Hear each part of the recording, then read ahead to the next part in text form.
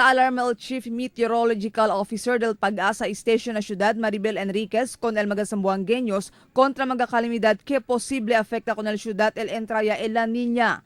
Asugun kun Enriquez, ta incluye aquí al mga insidente de landslide y storm surges. Tamanda si Enriquez con todo para esta preparado, especialmente akal mga residentes de lugar que vulnerable na mga mencionaw kalamidad.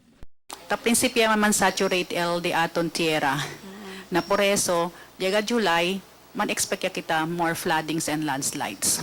So necesita great preparation. Si necesita preparation, pati kung el mga residente affected na floodings, landslides, and surges, necesita man-educated kanila.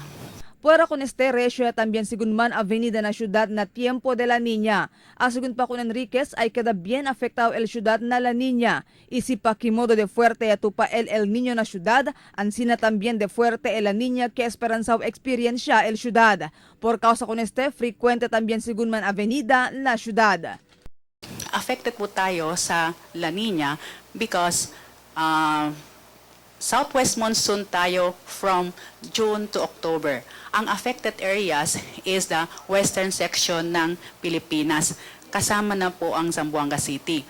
Pagka southwest monsoon season, ine-enhance na mga bagyo na papasok ang southwest monsoon kaya magkakaroon ng flooding sa Zamboanga City.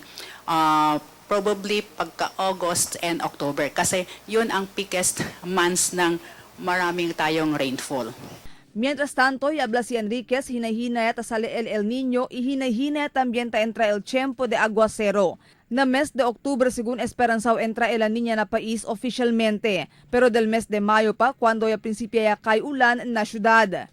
Asugun también con el jefe del CDRRMO, Dr. Elmir Apolinario, tiyan mga prevention and mitigating measures ta se ahora el gobierno lokal para konfronta con el La Niña.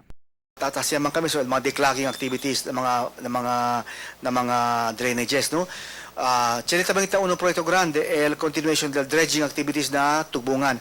Chelita pondo li 10 million ya el atong gobyerno lokal we wanted to dredge para si cheliman algo agua taliga no pronto sale afuera.